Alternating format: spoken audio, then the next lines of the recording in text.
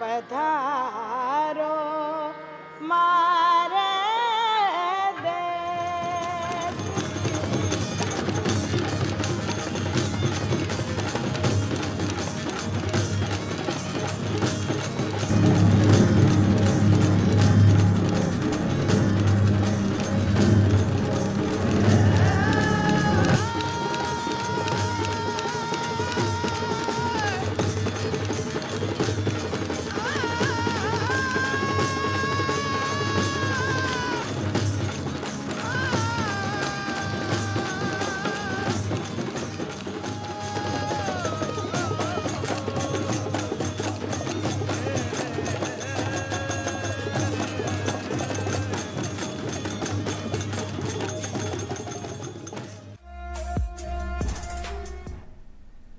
नमस्कार, बहुत बहुत स्वागत है आपका ऑन डीडी राजस्थान। आप देख रहे हैं हमारा डेली इंफोटेनमेंट शो अलबेलो राजस्थान और कार्यक्रम के ताज़ा तरीन अलबेले एपिसोड में मैं अनामिका अनंत आपका हार्दिक अभिनंदन करती हूँ।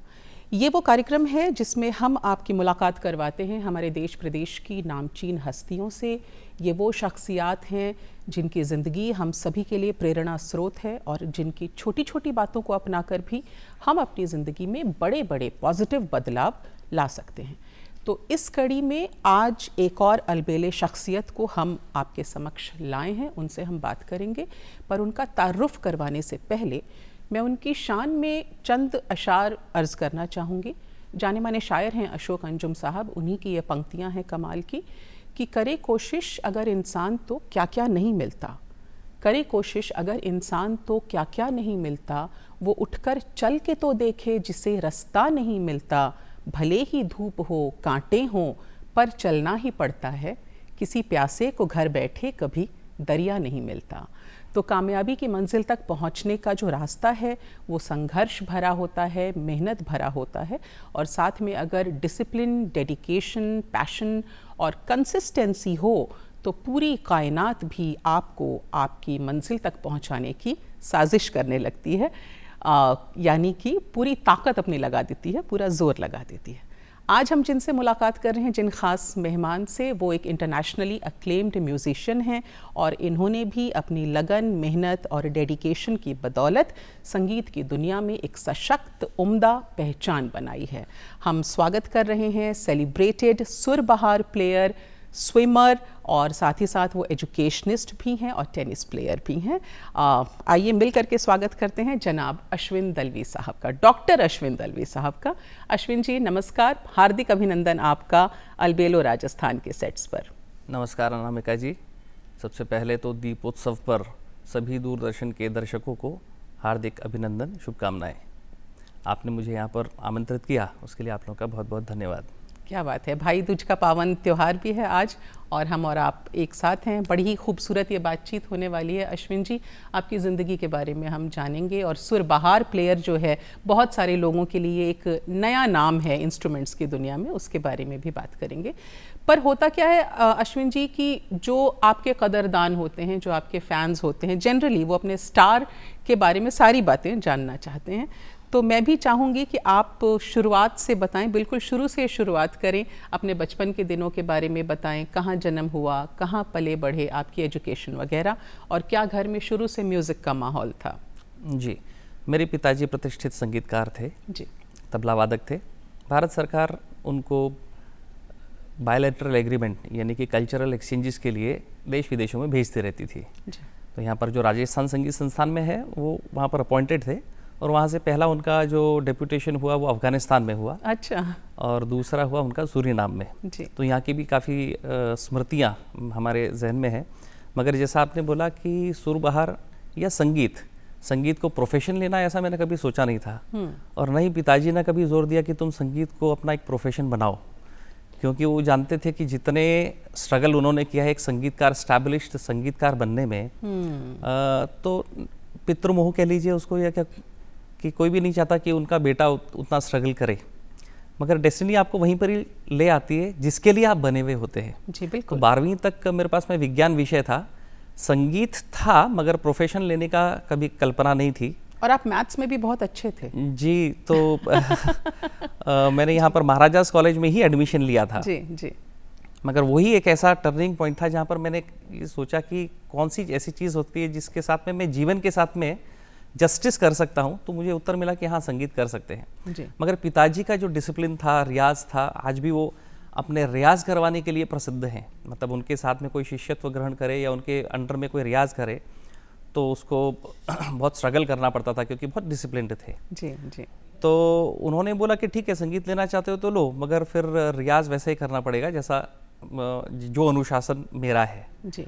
तो उसको स्वीकार किया और फिर उन्होंने मुझे रियाज करवाया। मैंने राजस्थान यूनिवर्सिटी से ग्रेजुएशन किया, पोस्ट ग्रेजुएशन किया, पीएचडी करी।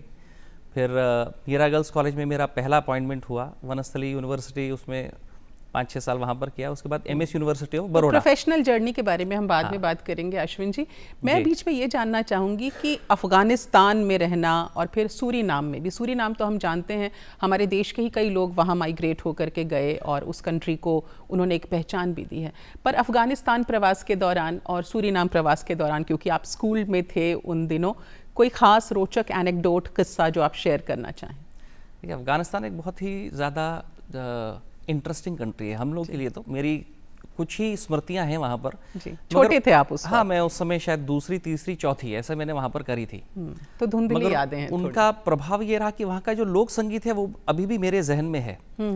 और जब हम नवाचार की, एक्सपेरिमेंटेशन की बात करते हैं तो मैंने अभी एक संगीत का वाद्य बनाया, और वो इसलिए बनाया कि वो जो ट्यून्स हैं उनको रबाब के अतिरिक्त मैं और किस वाद्य में निकाल सकता हूँ। तो रिसर्च करके वो मैंने अभी एक इंस्ट्रूमेंट बनाया जिसका नाम रखा है कौंडिन्य वीणा। अच्छा अच्छा। और वो अभी पेटेंट होने के लिए गया, उसमें थोड़ा सा समय लगता है औपचारिकताओं में जी। मगर हाँ, वो जो अफगानी धुनें मेरे अभी भी जहन में गूंजती हैं, उनकी निकासी के लिए, उनको एक्सप्रेस करने के लिए वो वाद्य मैंने अभी बनाया है। ये उसके भी यात्रा का वो है। और सूरीनाम हम लोग के लिए बहुत महत्वपूर्ण इसलिए रहा क्योंकि 8वीं से 12वीं तक की वहाँ पर शिक्षा हुई। तो ये जो किसी भी बच्चे का ये जो कालखंड होता है, किशोरावस्था, उसमें बहुत सारे परिवर्तन होते हैं और उनमें आपके विषय भी आपको चुनना पड़ता है कि क्या करना है आपको आगे।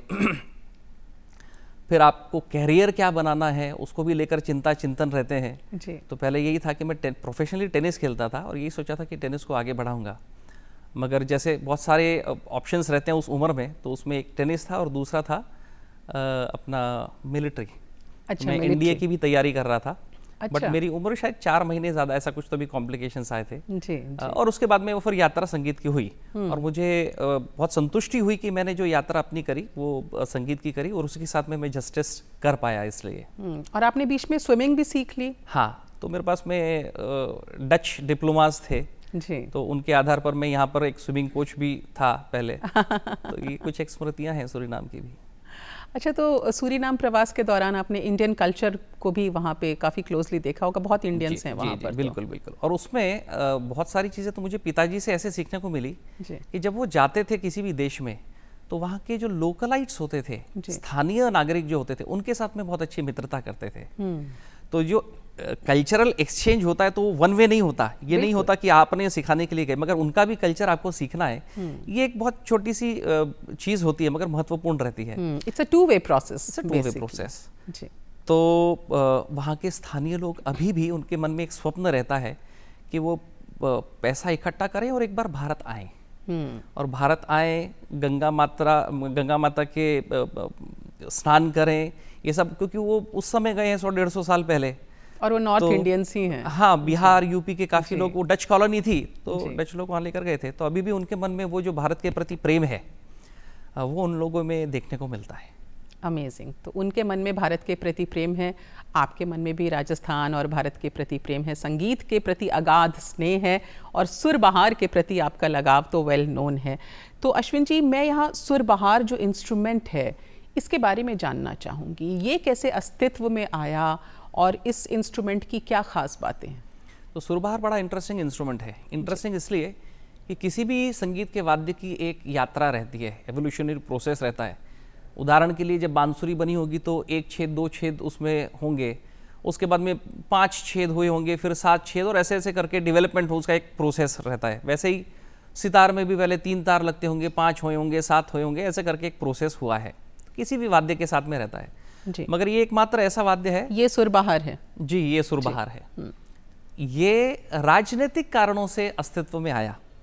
थोड़ा सितार से इसका रिजेम्बलेंस है। जी, सितार से भी दूसरा एक वाद्य है, चूंकि इसका पीछे का पृष्ठ नहीं दिख रहा है इसलिए, कच्छपी वीणा, कछुआ जिसको कहते हैं। अच्छा, तो वो रुद्र वीणा और कच्छपी वीणा, कछुआ का मिश्रण है। ओके। तो जब रुद्र वीणा वादक या ध्रुपद गायक जब अपनी कला के प्रति थोड़े पॉजिटिव हो गए थे कि नहीं, हम अपने बच्चों को तो सिखाएंगे, शिष्यों को नहीं वही सिखाएंगे। जो राजनीतिक कारण आप बता, ये राजनीतिक कारण। अच्छा, क्योंकि उस समय सब लोग जो स्टेट्स थे, जो राजे घराने थे, तो सब लोग अपने राजनीति में व्यस्त हो गए थे, अंग्रेजों का कालखंड था, तो इसलिए बहुत ज़्यादा कला का आश्रय कम हो गया था। तो इसलिए वो जो पॉजिटिव नेचर कलाकारों का बना, इसी कारण से बना कि मेरे बच्चों का क्या होगा, ब्लड लाइन का क्या होगा। तो ब्लड लाइन में मूल कला को रखना, यानी ध्रुपद को रखना या रुद्रवीणा को रखना, और शिष्यों के लिए एक ऑल्टरनेट व्यवस्था। तो उस व्यवस्था में सुरबहार, जो रुद्रवीणा वादक थे, उन्होंने सुरबहार सिखाया अपने शिष्यों को। तो कंटेंट एक ही होता था, मगर वाद्य से आप पहचान सकते थे कि कौन ब्लड लाइन से है, कौन शिष्य से है। कि तो थोड़ी ऐसे ही अजीब ध्रुपद बात का भी है। ख्याल, ध्रुपद के बाद में ख्याल आया। जी, जैसे हमें याद आती है स्टोरी, एकलव्य का अंगूठा मांग लिया गया था क्योंकि वो ब्लड लाइन से नहीं थे। पता नहीं है उसको इससे रिलेट करना चाहिए कि नहीं। लेकिन वो लेगेसी वाली बात होती है। एनीवे, तो आपकी जो म्यूजिक की तालीम हुई, सर्वप्रथम तो वो घर में ही हुई, आपके पिताजी ने आपको सिखाया। उसके बाद under the ट्यूटिलेज of Padma Bhushan पंडित अरविंद पारिक जी, आपके गुरु रहे, उनसे आपने सीखा। तो वो जो तालीम का दौर था, उसको आप किस तरह से याद करते हैं? और गुरु शिष्य परंपरा में एक खास बात होती है कि गुरु की कोई ना कोई एक ऐसी बात ज़रूर होती है जो शिष्य आजीवन उसका पालन करते हैं। जी जी। तो जब सितार के अंदर मैं प्रोफेशनली मंच पर था, तब मेरे को पिताजी को ऐसी आवश्यकता महसूस हुई कि क्योंकि मेरे पिताजी तबला वादक थे, तो कोई सितार वादक हो जो एक फिनिशिंग टचेस एक आर्टिस्ट के अंदर होते हैं, वो बहुत ज़रूरी होते हैं जी।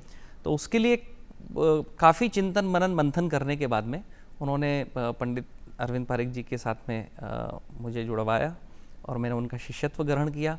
तो जो बारीकियाँ है सितार की, जो गूढ़ अर्थ हैं, ये सब मुझे वहाँ पर मिले। इटावा घराने की तालीम मिली। और मेरे गुरुजी की खास बात यह है कि उन्होंने कभी भी कुछ कला को छुपा के रखने की चेष्टा नहीं करी। जो आया, जितना आया, जिसको आया, जो आया, उसको स्वतंत्र रूप से, मुक्त हस्त से उन्होंने शिक्षा प्रदान करी। ये उनकी बहुत बड़ी बात है।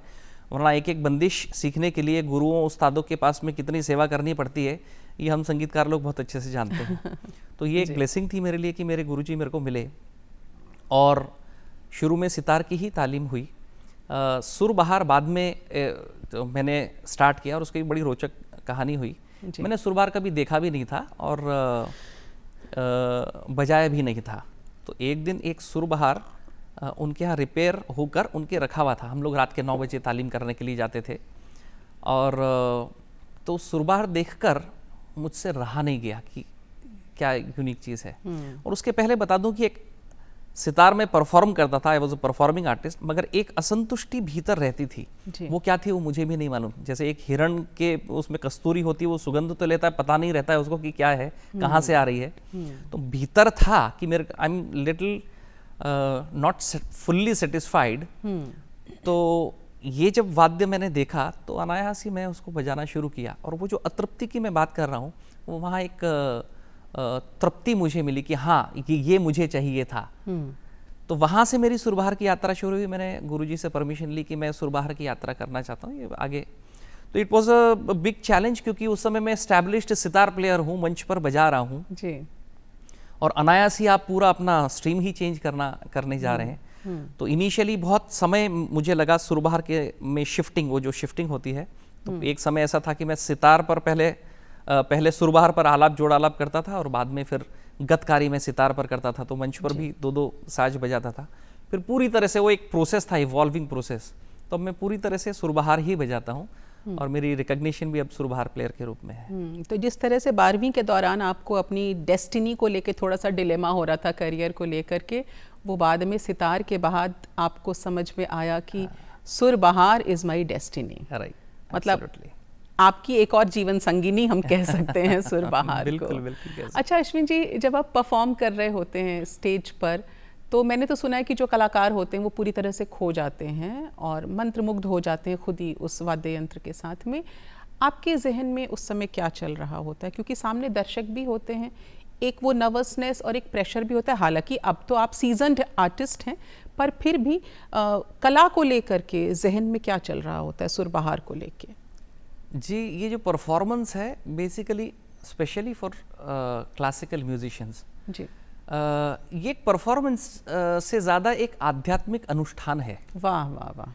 तो मुझे ऐसा ही लगता है कि मैं एक हवन यज्ञ करने के लिए जा रहा हूँ और वहाँ पर वो अपना आध्यात्मिक अनुष्ठान कर रहा हूँ। ये नहीं कि ऑडियंस क्या सुनना चाहती है, ये जो मेरी जर्नी है, इस जर्नी के अंदर ऑडियंस मेरे साथ में हो, तो इस तरह का भाव रहता है जी। और आध्यात्मिक अनुष्ठान इसलिए भी क्योंकि जब हम कोई भी राग रागिनी बजाते हैं तो उस राग रागिनी से भी अनुमति लेते हैं, उसको प्रणाम करते हैं और उसके बाद में उसका तो ये एक अप्रोच शास्त्रीय संगीत की होती है क्योंकि ये मार्गीय संगीत का पार्ट है जी। अपने यहाँ पर दो मार्गीय संगीत, देशी संगीत ऐसे चलते हैं। तो जो शास्त्रीय संगीत है वो मार्गीय संगीत है। ये वो संगीत है जो आपको अध्यात्म के राह पर लेकर जाने में सक्षम है। तो उसका अप्रोच वैसी ही रहनी चाहिए, ऐसा मुझे लगता है। लोक संगीत लोक रंजन के लिए होता है तो वो बहुत अच्छा रहता है। तो दोनों मार्ग लोग अपने अपने इंटरेस्ट के अनुसार अपनाते हैं। संगीत कैसा भी हो दिल को सुकून देता है। और आपने बड़ी प्यारी बात कही कि सुर बहार जब आप प्ले कर रहे होते हैं तो it's more like a spiritual journey for you. और हमारी इंडियन सोसाइटी में अध्यात्म के साथ साथ धर्म का भी बहुत महत्व है। और आपको हम दीपोत्सव जो 5 दिन का चल रहा है उसकी शुभकामना देते हुए बता रहे हैं कि आज भाई दूज का पर्व भी है और ये पावन पर्व जो है वो भाई बहन के अटूट रिश्ते, प्रेम, स्नेह, बंधन का प्रतीक होता है। तो भाई दूज की आपको ढेर सारी बधाइयाँ, हार्दिक बधाइयाँ हैं। और आज 23 अक्टूबर हम भाई दूज मना रहे हैं। इससे जुड़ी हुई कुछ पौराणिक कथाएं भी हैं, उसके बारे में हम आपको बता देते हैं। भाई दूज दिवाली के 2 दिन बाद मनाया जाता है और ये त्योहार भाई बहन के पवित्र प्रेम को समर्पित है। कहते हैं कि भगवान सूर्यदेव की पत्नी की संतानें थीं यमराज और यमुना। दोनों भाई बहन एक दूसरे से बहुत ज़्यादा प्रेम करते थे, लेकिन यमराज अपने कार्यों में इतने व्यस्त रहते थे कि बहन यमुना से मिलने के लिए वो समय नहीं निकाल पाते थे, नहीं जा पाते थे। आखिरकार फाइनली एक दिन यमराज यमुना जी के घर गए, उनके आग्रह पर और उनके घर पर उन्होंने भोजन ग्रहण किया। जब यमराज अपनी बहन के घर पहुँचे तो यमुना जी ने उनका बहुत आदर सत्कार किया, तिलक लगाया, आरती उतारी, प्रेम से भोजन करवाया। और यमराज अपनी बहन यमुना की इस श्रद्धा से, इस स्नेह से बहुत ज़्यादा प्रसन्न हुए और उन्होंने उनसे वरदान मांगने को कहा। तो यमुना जी ने उनसे कहा कि भैया, मैं आपसे यही वर चाहती हूँ कि हर वर्ष इस दिन जो भी बहन अपने भाई को तिलक लगाए उसकी रक्षा आप खुद करें और उसके दीर्घायु होने का आप आशीर्वाद दें। यमराज ने तथास्तु कहा और तब से ये दिन भाई दूज के नाम से मनाया जाने लगा। तो जैसा हमने पहले भी कहा कि भाई दूज का ये पावन पर्व आज हम मना रहे हैं और इसके साथ ही 5 दिन के दीपोत्सव का समापन भी होता है। एक कथा और है भाई दूज से जुड़ी हुई, उससे भी आपको अवगत करा देते हैं। भगवान श्री कृष्ण और उनकी बहन सुभद्रा की ये कहानी है। भगवान श्री कृष्ण ने नरकासुर नामक राक्षस का वध किया और इस युद्ध के बाद वो रक्त और धूल से लथपथ अपनी द्वारका लौटे। उनकी बहन सुभद्रा ने उन्हें जब इस हालत में देखा तो वो बहुत घबरा गई और जब श्री कृष्ण ने उन्हें सारा किस्सा बताया तो उन्होंने अधर्म का नाश किया है, नरकासुर का वध किया है। तो बहन सुभद्रा बहुत ज़्यादा प्रसन्न हुई। उन्होंने भाई को स्नान करवाया, तिलक लगाया, आरती उतारी और उनकी विजय की शुभकामना देते हुए उनके दीर्घायु होने की भी उन्होंने कामना की। और श्री कृष्ण ने उनकी श्रद्धा से प्रसन्न होकर कहा कि आज के दिन जो भी बहन अपने भाई का तिलक करेगी उस भाई की रक्षा मैं स्वयं करूंगा। तो देखिए कितनी सारी प्रोटेक्टिव फोर्सेस हैं जो हमारे भाइयों को सलामत रख रही हैं। तो अश्विन जी, वेलकम बैक है। और ये बताइए कि हम गाना देखने से पहले बात कर रहे थे आपकी परफॉर्मेंसेस के बारे में कि आपने कहा स्पिरिचुअल जर्नी है मेरे लिए सुर बहार प्ले करना। बहुत सारे लाइव परफॉर्मेंस आप दे चुके हैं। अभी तक का अगर मैं आपसे पूछूं, हालांकि मुश्किल होगा, मोस्ट मेमोरेबल परफॉर्मेंस आप किसे मानते हैं?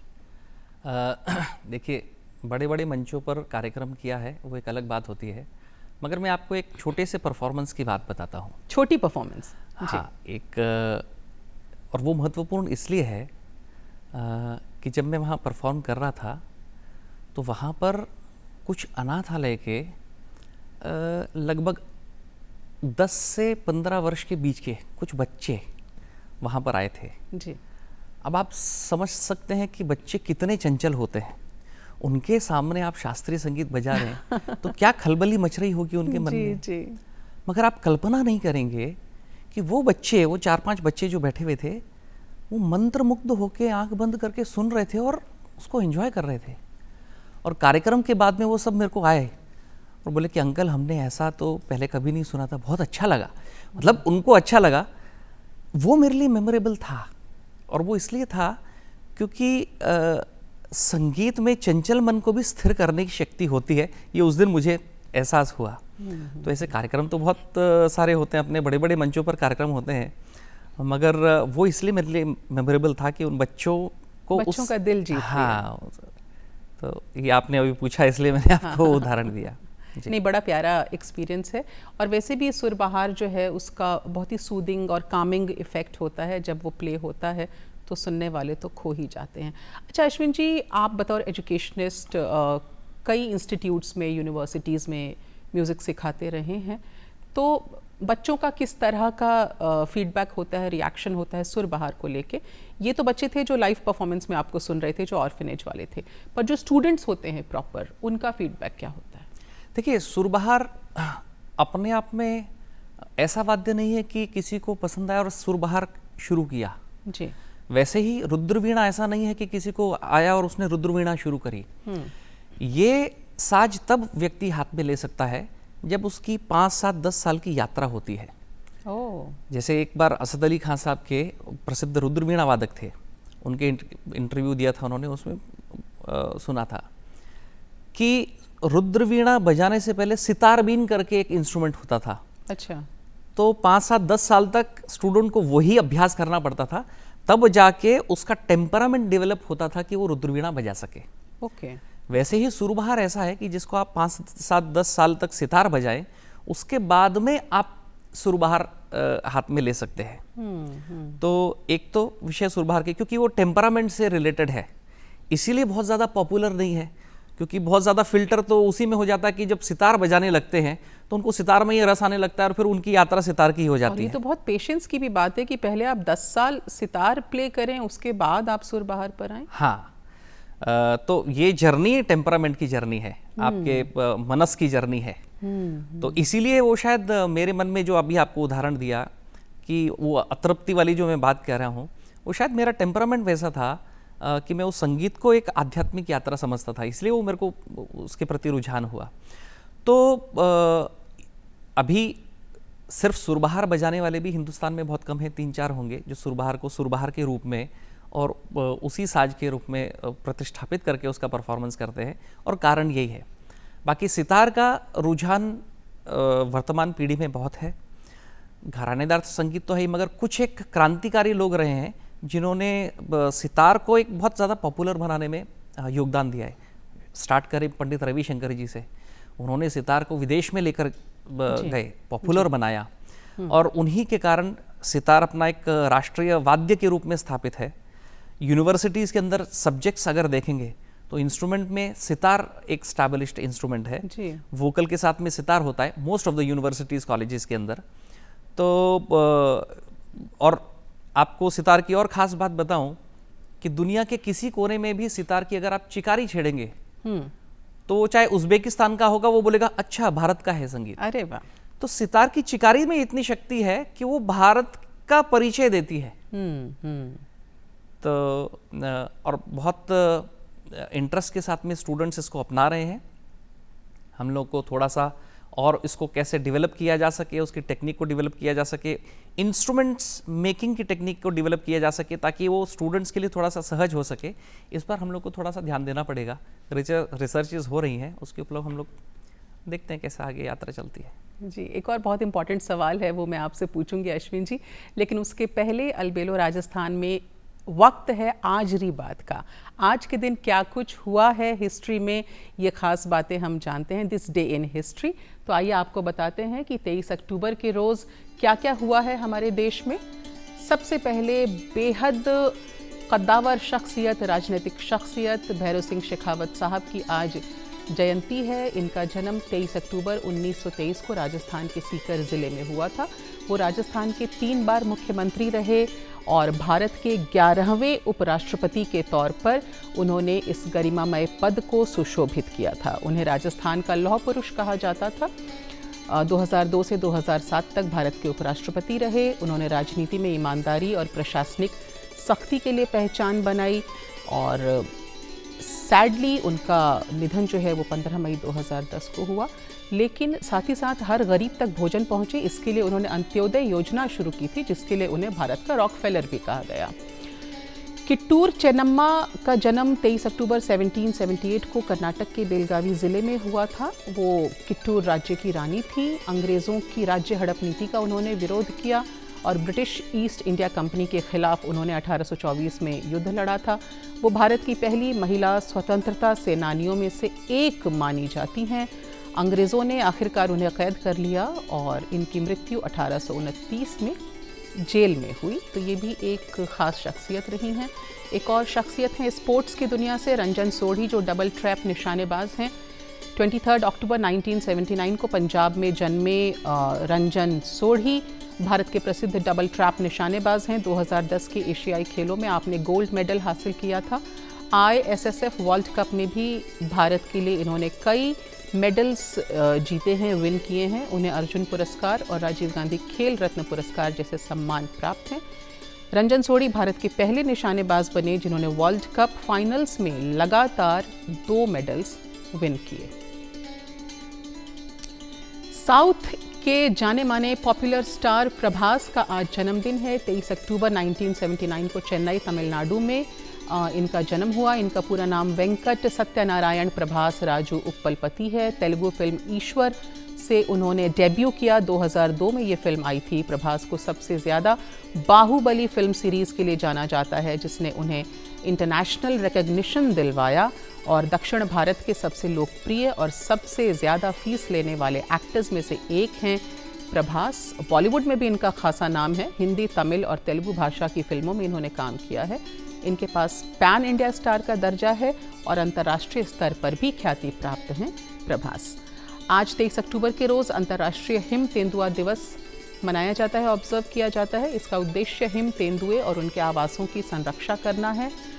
ये दिवस पहली बार 2014 में मनाया गया था। 12 देश शामिल हैं, जिसमें हमारा देश भी है, जहां हिम तेंदुआ पाया जाता है और इस दिन जागरूकता अभियान और संरक्षण कार्यक्रम आयोजित किए जाते हैं। हिम तेंदुए को बचाना हमारे पर्यावरण के लिए, हमारे इकोसिस्टम के लिए भी बहुत ज़्यादा ज़रूरी है। साथ ही साथ आपको बता दें कि आज मशहूर कॉमेडियन देवेन वर्मा साहब की भी जयंती है। गोलमाल, नास्तिक, अंगूर, सरीखी कई फिल्मों में उनकी जो सुपर्ब कॉमेडी रही है, उसके लिए हम उन्हें जानते हैं। 3 बार इन्हें फिल्म फेयर अवार्ड से भी नवाजा गया था best actor in comic role के लिए। तो ये था 23 अक्टूबर का इतिहास जो हमने आपको बताया अल्बेलो राजस्थान में। और साथ ही साथ आपको बता दें कि कल ही गोवर्धन पूजा का त्यौहार पूरे हर्षोल्लास के साथ हमारे देश में मनाया गया है। गोवर्धन पूजा से जुड़ी कुछ खास झलकियां हैं जो हम जयपुर के एक विशेष मंदिर से आपके लिए लेकर आए हैं। आइए देखते हैं।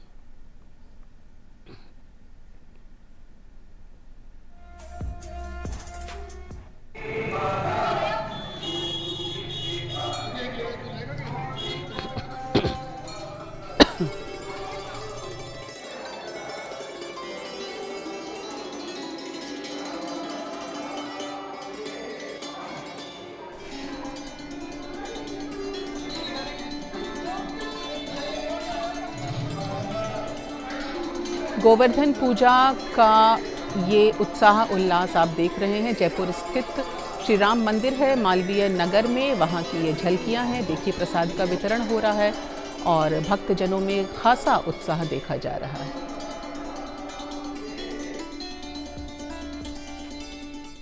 Welcome back. आप देख रहे हैं अलबेलो राजस्थान। हमारे साथ शो में आज हैं डॉक्टर अश्विन एम दलवी साहब। आप जाने माने सुरबहार प्लेयर हैं, स्विमर भी हैं, टेनिस प्लेयर भी हैं और एजुकेशनिस्ट भी हैं, लाइव परफॉर्मर तो आप हैं ही अश्विन जी।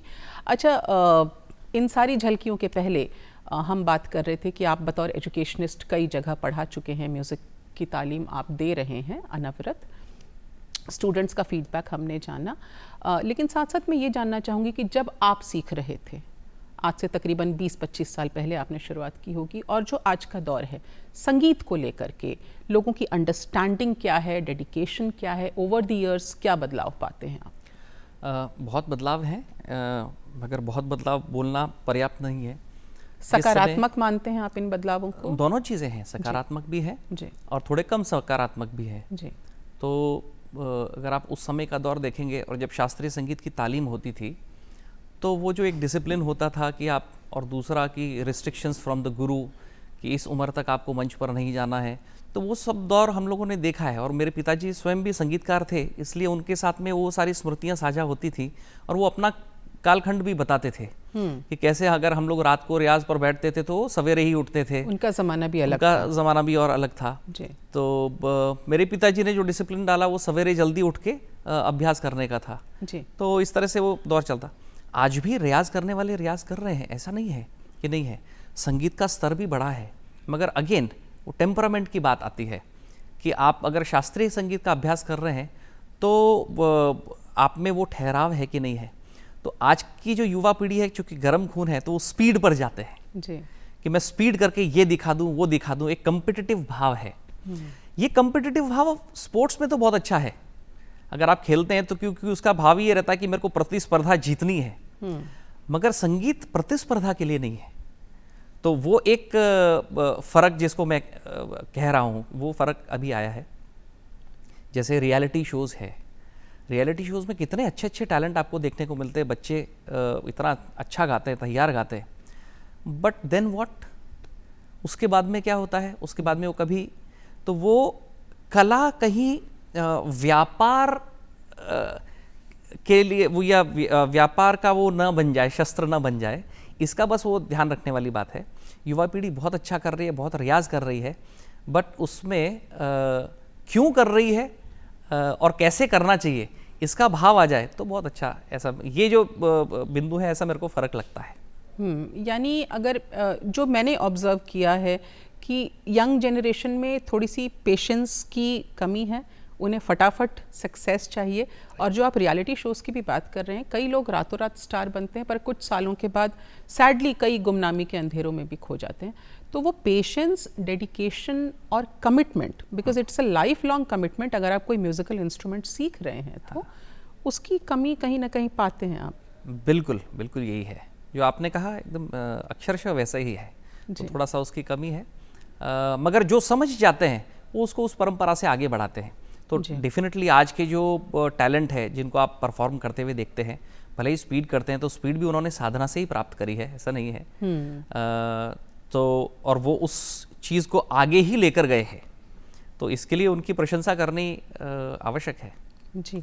अच्छा, आपके स्टाइल के बारे में अगर मैं बात करूं अश्विन साहब, तो कई तरह के ध्रुपद, गायकी अंग, तंत्रकारी अंग, सॉरी मतलब मैं तो संगीतज्ञ हूँ नहीं, मुझे पता नहीं है, तो इसका परफेक्ट ब्लेंड कहा जाता है आपके स्टाइल को। आप थोड़ा डिफाइन कीजिए कि क्या है ये स्टाइल। देखिए, सुरबहार अल्टीमेटली रुद्र वीणा से आया है जी। तो जो कंटेंट उसके ऊपर बजेगा, वो जब तक रुद्र वीणा का नहीं बजेगा तब तक उसके साथ में जस्टिस नहीं होगा। तो इसलिए वो जो ध्रुपद अंग है, क्योंकि रुद्र वीणा के ऊपर ध्रुपद ही बजता था जी पहले। तो दूसरा, जब ये सब प्रोसेस में रहते हैं ना, इवोल्यूशन की प्रोसेस में रहते हैं, बट अल्टीमेटली मैं कौन से घराने का हूँ? मैं इटावा घराने का हूँ, और इटावा घराना अपनी ख्याल गायकी के लिए बहुत प्रसिद्ध है। तो जो मेरा स्टाइल है वो ध्रुपद और इटावा के जो ख्याल गायकी है उसका भी वो उसके अंदर होना चाहिए। इसलिए जो सितार पर बजता है वो सुरबहार पर नहीं बजता। मैं आपको बताऊं, जब पहली बार मैंने परफॉर्मेंस किया जी, तो मेरे गुरुजी ने संयोग से, वो उस समय उस कार्यक्रम में थे, उन्होंने बोला कि अश्विन तुम सुरबहार छोड़ दो। तो आई वॉज शॉक्ड। मैंने कहा क्यों? पूछा मतलब पोलाइटली, गुरुजी क्या कोई गुस्ताखी हुई? तो उन्होंने बोला कि तुमने सुरबहार वैसे बजाए जैसे सितार बजाते हैं। And that was a very important statement for me कि सुरबहार वैसे नहीं बजता जैसे sitar, although they look similar, techniques, most of the techniques में भी सिमिलर, मगर उसको बजाना वैसे है जैसा कि रुद्रवीणा का अंग है, ध्रुपद का अंग है, ख्याल में भी लहक का अंग है, तो उसका एक अपना आइडेंटिटी है, बिल्कुल, जो सितार नहीं है। मतलब डिस्टिंग्विश करना है Absolutely. सितार से सुरबहार को। ये जो इंस्ट्रूमेंट्स हम देख रहे हैं अश्विन जी, इनके बारे में कुछ बताएं। हाँ, ये बड़े यूनिक इंस्ट्रूमेंट है। आपको इसकी पहले भूमिका बता देता हूँ कि मेरा एक म्यूजियम भी है। हाँ। और उस म्यूजियम में कुछ एक ऐसे वाद्य भी हैं जो लोप हो चुके हैं। अच्छा। उनमें से ये 2 वाद्य मैंने सिलेक्ट किए थे। जो दाहिनी तरफ उस तरह जो सारंगी जैसा वाद्य दिख रहा है, वो सारंगी नहीं है जी। वो सूर सागर है। तो ये भी ऐसा वाद्य बना था जो अप्रचलित हो गया। जी, हम देख रहे हैं इस समय हमारे स्क्रीन पर नज़र आ रहा है आपका ये जो म्यूज़ियम है, बड़ा ही यूनिक कॉन्सेप्ट है। और जहाँ तक मुझे पता है 500 से ज़्यादा कुछ वाद्य यंत्र हैं इसमें, और कई घंटों का म्यूज़िक आर्काइव भी है आपके पास। जी जी जी, तो इसके बारे में बताएं प्लीज़। जी, तो ये म्यूज़ियम तो एक संयोग से बन गया, चूँकि मुझे जैसे लोगों को पुस्तकें पढ़ने का शौक़ है और इकट्ठे करने का शौक़ है, तो बहुत बड़ी लाइब्रेरी बन जाती है। वैसे ही मेरे लिए संगीत के वाद्य यंत्रों का मेरा इंटरेस्ट रहा। जी। तो मैंने धीरे धीरे ये मेरी यात्रा शुरू हुई और एक म्यूज़ियम का रूप लिया। इसको अध्ययन करने के लिए देश विदेश से लोग आते हैं और एक रिसर्च सेंटर की तरह ये काम में आता है। और जो 15,000 घंटे 16,000 घंटे का जो ऑडियो मटेरियल है, वो भी इस रिसर्च सेंटर का पार्ट है, जिसमें लोग जो भी शोध कर रहे हैं उसकी कुछ सामग्री मिलती है, इंटर्नशिप करने के लिए आते हैं उसकी कुछ सामग्री मिलती है, और एक मैगजीन है, स्वरित मैगजीन। तो जो भी रिसर्चर्स हैं, इंटर्न्स हैं, वो जो भी आर्टिकल लिखते हैं, रिसर्च करते हैं, वो उस माध्यम से उसको हम लोग पब्लिश करते हैं। अमेजिंग। ये इस म्यूज़ियम की थोड़ा सा एक दृश्य मैंने बताया। नहीं, ये बहुत ही यूनिक कॉन्सेप्ट है। और दर्शकों को हम बता दें कि 500 से ज़्यादा म्यूज़िकल इंस्ट्रूमेंट्स अश्विन जी के म्यूज़ियम में मौजूद हैं और 15,000 घंटों से ज़्यादा का जो ऑडियो है वो इनके आर्काइव में उपलब्ध है। अच्छा, तो विदेशी स्कॉलर्स भी आते हैं क्या सुरबहार सीखने, उसके बारे में जानने? जी जी, विदेशी स्कॉलर्स भी आते हैं इसका अध्ययन भी करने के लिए। और ये हम राजस्थानियों के लिए गौरव की बात है कि ये म्यूज़ियम यहाँ पर स्थापित है, क्योंकि इतना वृहद संगीत के वाद्य यंत्रों का म्यूज़ियम अन्यत्र कहीं पर भी नहीं है। तो ये एक बहुत अच्छी बात ये हुई। विदेशी लोग आते हैं, बहुत इंटेंस रिसर्च करने के लिए आते हैं। आपको बताऊं उनकी इंटेंसिटी रिसर्च करने की कितनी है। एक फ्रांस की एक रिसर्चर, वो एक तारे के ऊपर, एक तारे जैसा सहज वाद्य जिसको कह सकते हैं ना, कि उसमें एक ही तार लगाए, तुम्बा लगाए, डांड लगाए और उसको एक फिंगर से बजाते हैं जी। और उस एक तारे के ऊपर उसने पूरा की पूरा ग्रंथ लिख डाला। क्या बात है। और एक तारा एक फ्रेंच म्यूजियम में रखा हुआ था, उसको उसके ऊपर रिसर्च करनी थी कि उसकी कार्बन डेटिंग करके वो कितना पुराना है, उसके ऊपर जो चित्र बना था वो किसने बनाया होगा, ये कहाँ से आया होगा।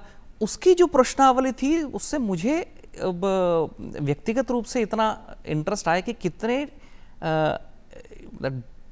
डेप्थ में जाके ये लोग रिसर्च करते हैं जी। कुछ एक चीज़ें हैं जो पश्चिम जगत से हम लोग को सीखनी चाहिए। बिल्कुल। और वो रिसर्च जो मेथोडोलॉजी है ये उनमें से एक है। तो मेरे को बहुत अच्छा लगता है जब विदेशी रिसर्चर्स आते हैं मेरे म्यूजियम के अंदर रिसर्च करने के लिए और जो उनका प्रोसेस है वो देखने के लिए। तो ये भी एक और हमारे देश की खूबसूरती भी है। हमारे यहाँ का संगीत ही इतना प्यारा है कि देश विदेश से लोग खींचे चले आते हैं। अच्छा अश्विन जी, आप एक आर्टिस्ट हैं, लेकिन राजस्थान ललित कला अकेडमी के चेयरमैन के तौर पर आपने एडमिनिस्ट्रेटिव रोल भी जो है वो निभाया है। तो क्या डिफरेंस पाया और आपने अपने टेन्योर में किस किस तरह के बदलाव देखे या किए? देखिए, ये 2 पोल्स ऐसे हैं। एक कलाकार, साउथ पोल नॉर्थ पोल एक कलाकार की मनोवृत्ति होती है जो होती है सरेंडर भाव की जी, और बहुत क्रिएटिव होते हैं कलाकार। हाँ, जी। और एक एडमिनिस्ट्रेटिव की जो मनोवृत्ति होती है वो कंट्रोल करने की जी। तो ब्रेन का लेफ्ट साइड और राइट साइड दोनों को प्रॉपरली बैलेंस करना है। तो उस परमात्मा ने मेरे को ये दोनों मौके दिए जी। और एडमिनिस्ट्रेशन का भी मेरे को वहाँ से अनुभव आया। हालांकि मैं नाथ साधना इंस्टीट्यूट के अंदर एडमिनिस्ट्रेशन संभालता ही था, बट एक ऐसे सरकारी बॉडी के साथ में एसोसिएट होना तो सरकार ने मुझे काबिल पाया, इसलिए वहाँ का चेयरमैन बनाया। और ऐसा लगा, और ये स्टेट मिनिस्टर के लेवल का पद होता है जी, और मैं स्टेट मिनिस्टर था, ऐसा उन्होंने मेरे को बताया। तो ऐसा ये मेरी व्यक्तिगत सोच हो सकती है, मगर सरकार बहुत सारे सोर्सेज रिसोर्सेज देती है, इसमें कोई संशय वाली बात नहीं है। बट उसको आगे डिसमिनेट कैसे करना, आगे बढ़ाना कैसे कि आखिरी व्यक्ति तक उसका लाभ पहुंचे जी, ये एक एडमिनिस्ट्रेटर का जो दायित्व होता है वो ये होता है। तो मेरा प्रयत्न ये होता था कि जो भी साधन सुविधा फंड्स सरकार से मिल रहे हैं वो जिसके लिए हैं, जितने हैं, जैसे हैं, जिस रूप में अंतिम व्यक्ति तक पहुंच सके वो पहुंचना चाहिए। ये एक इस मानस को लेकर मैंने वहाँ पर कार्य किया। अभी जैसे एक छोटा सा उदाहरण देता हूँ, आप मुंबई की एक आर्ट गैलरी, बहुत जहांगीर आर्ट गैलरी, बहुत फेमस है हिंदुस्तान के सबसे, मगर वहाँ पर जब आप एग्जीबिशन लगाना चाहते हैं तो आपको 5 साल की 7 साल की वेटिंग ऐसा रहता है। Oh my God. तो मैंने ये प्रयत्न किया कि हमारे राजस्थान के इतने सारे कलाकार हैं जो कितना प्रयत्न करते होंगे वहाँ पर जाके, तो क्या हम राजस्थान के कलाकारों की एक एग्जीबिशन वहाँ पर लगा सकते हैं क्या? तो हमने 142 आर्टिस्ट्स की एक साथ वहाँ पर एग्जीबिशन लगाई। वाह। उसमें से 8-10 ऐसे होंगे जो स्टैब्लिश्ड, जिनकी पहले भी वहाँ पर लग चुकी है, और वो मगर लगभग 100-125 ऐसे आर्टिस्ट थे जिन्होंने कल्पना में भी नहीं सोचा होगा कि वहाँ पर हमारी एग्जीबिशन लगेगी। आज वो अपने बायोडाटा में लिख सकते हैं कि we have performed, we have exhibited in Jahangir art gallery. Very nice. तो ये एकेडमी ये इसी के लिए बनी है कि वो आप कलाकारों का हित कैसे कर सकते हैं, कलाकारों के हित के बारे में कैसे सोच सकते हैं।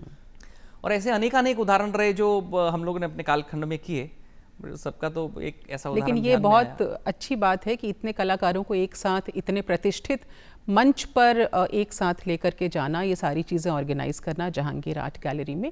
अच्छा, तकरीबन 500 से ज़्यादा म्यूजिशियंस के साथ में आपने एक ग्रैंड सिम्फनी भी डायरेक्ट की है अश्विन जी। हाँ। तो ये कोऑर्डिनेशन आपने कैसे किया, कैसे संभाला, कुछ बताइए इसके बारे में। जी, ये भी एक एडमिनिस्ट्रेटिव स्किल का ही पार्ट है, क्योंकि कलाकारों के बारे में तो एक बहुत कुख्यात कहूँगा, प्रख्यात नहीं कहूँगा, क्योंकि ये कहावत है कि भाई 4 कलाकार एक साथ नहीं चल सकते। अच्छा। और जब 4 कलाकार एक साथ चल रहे होंगे तो किसी को कंधा देने के लिए चल रहे होंगे ऐसा एक कहावत है। बेसिकली बहुत संवेदनशील होते हैं कलाकार, बहुत संवेदनशील होते हैं, एकांकी होते हैं, उनको अपना, तो ये सब प्रकृतियाँ, प्रवृत्तियाँ कलाकार में होती है। और ऐसे उसमें 500 कलाकारों को एक साथ करना, तो उसकी भी योजना बनी थी। एक वंदे मातरम करके एक कार्यक्रम Hindu spiritual and service fair ने अपने हाथ में लिया था जी। और उन्होंने सोचा था कि एक 500 कलाकारों का एक सामूहिक परफॉर्मेंस ऐसे हो। तो फिर उसके लिए योजना बनी, एक जो उसके कौन इसको डिज़ाइन करेगा, कौन इसकी रचना करेगा। तो आलोक भट्ट जी प्रख्यात संगीतकार हैं, उनको हमने जोड़ा, फिर अलग अलग इंस्टीट्यूशंस को जोड़ा, और फिर कुछ एक रिहर्सल हुई, सामूहिक रूप से उसके ट्रैक्स बने। एक पूरा प्रोसेस था, but was very challenging, very interesting. और मेरे ख्याल से राजस्थान में वो पहला एक ऐसा प्रयोग हुआ था जहाँ इतने म्यूजिशियंस एक साथ एक मंच पर प्रस्तुति करें। और आपको जानकर खुशी होगी कि उसकी जो ऑडियंस थी वो भी 50,000 थी। क्या बात है। तो एक बड़ा कार्यक्रम संगीत जगत के लिए, राजस्थान के लिए एक गौरव की बात है। क्या बात है। अच्छा, एक अ होप पीस ऑर्केस्ट्रा भी आपने शायद डायरेक्ट किया, ऑर्गेनाइज किया। तो म्यूजिक और शांति, वो तो शांति तो मिलती है, पर इसका कोऑर्डिनेशन कैसे किया? जी, ऐसे समाज में जब कुछ काम होते तो मेरे को बड़े इंटरेस्टिंग लगते हैं। A hope is Ahmedabad harmonic orchestra for piece everywhere, ऐसा उसका फुल फॉर्म है। अरे वाह। तो इटली की एक रिसर्चर जो अहमदाबाद गुजरात विद्यापीठ में काम करती थी, उन्होंने मुझसे संपर्क किया और उनका बहुत अच्छा कल्पना थी कि अलग अलग संप्रदाय के लोग एक साथ आएं और एक साथ पीस की एक ऑर्केस्ट्रा प्रिपेयर करें। तो अपना जो भारत देश है उसके ऑपोजिट मैक्सिको है जी। तो उस जो ऑर्केस्ट्रा थी उसके अंदर 2 डायरेक्टर रखे गए, इंडिया की तरफ से मुझे और मैक्सिको की तरफ से एक मार्गरिटा मार्टिनेज ऐसे करके। अच्छा। 2 हम लोग उसके डायरेक्टर थे। तो हमने हर मत पथ संप्रदाय के लोगों को इकट्ठा करके उनके जो मूल वाक्य हैं उनको इकट्ठा करके एक ऑर्केस्ट्रा का डिज़ाइन किया, जो अलग अलग जगह हम लोग परफॉर्मेंस करते थे उनको संदेश देने के लिए। एक बार हम लोग जेल के अंदर जो कैदी थे उन लोगों के लिए परफॉर्म करने के लिए गए ताकि कुछ संदेश मिल सके। अच्छा, तो इनसे म्यूजिक से हट के अश्विन जी आप स्विमर भी हैं, टेनिस प्लेयर भी हैं, तो स्पोर्ट्स की कुछ बातें जो म्यूजिक में एप्लीकेबल हैं और म्यूजिक की कुछ बातें जो आपने स्पोर्ट्स में अप्लाई की हों। हाँ, ये भी अगेन दोनों साधना की चीज़ है, मगर कॉन्ट्रास्ट कि जो अपना स्पोर्ट्स रहता है, स्पोर्ट्स में प्रतिस्पर्धा रहती है कि मुझे जीतना है, मगर एक बहुत इतनी इंटरेस्टिंग चीज़ देता है और वो देता है स्पोर्ट्समैन स्पिरिट। तो स्पोर्ट्समैन स्पिरिट आपको जीवन में बहुत कुछ सिखा देती है, इसीलिए मेरे को स्पोर्ट्स का इंटरेस्ट रहता है। संगीत मेरा प्रोफेशन रहा है और संगीत का वही मैंने कहा कि संगीत का जो मूल सिद्धांत रहता है वो सरेंडर का भाव रहता है। तो एक विजय होने का भाव, एक सरेंडर होने का भाव, ये भी दो अपने आप में दो अलग अलग धुरियां हैं, मगर दोनों से कुछ ना कुछ ऊर्जा मिलती है और दोनों में एक दूसरे के अंदर एक्सचेंजेस हो जाते हैं मेरे जीवन के अंदर। तो और मैं हमेशा ये कहता ही हूँ, अगर आप कुछ पूछें कि मेरा संदेश क्या होगा, कभी अगर ऐसा पूछना भी हो, तो हर व्यक्ति को एटलीस्ट 2 काम जरूर करने चाहिए अपने जीवन का प्रोफेशनल लाइफ के साथ में। एक तो किसी न किसी स्पोर्ट्स के साथ में, खेल के साथ में एसोसिएट होना चाहिए, वो आपको स्पोर्ट्समैन स्पिरिट सिखाएगा, और एक म्यूजिकल इंस्ट्रूमेंट भी सीखना चाहिए। हाँ, और दूसरा कि किसी सामाजिक संस्था के साथ में एसोसिएट जरूर होना चाहिए। अच्छा, you will then able to understand your own society. आप क्या दे सकते हैं। आप व्यक्तिगत जीवन के अंदर, तो जैसे मेरा व्यक्तिगत जीवन है संगीत, मैं उसको अपने व्यवस्थित करता हूँ, मगर मैं जहाँ रह रहा हूँ उसके लिए मैं क्या कर रहा हूँ। एग्जैक्टली, जिंदगी का मकसद, पर्पस जो है वो समझ में आता है। अच्छा अश्विन जी, क्विकली आपसे हम ये पूछना चाहेंगे कि जो एस्पायरिंग म्यूजिशियंस हैं, जो बच्चे इस फील्ड में आना चाहते हैं, उन्हें आप क्या कहेंगे? उनको यही कहना चाहूँगा कि संगीत should not be taken for granted. संगीत आपको एक तो भगवान का आशीर्वाद है, हर किसी को संगीत नहीं आता है।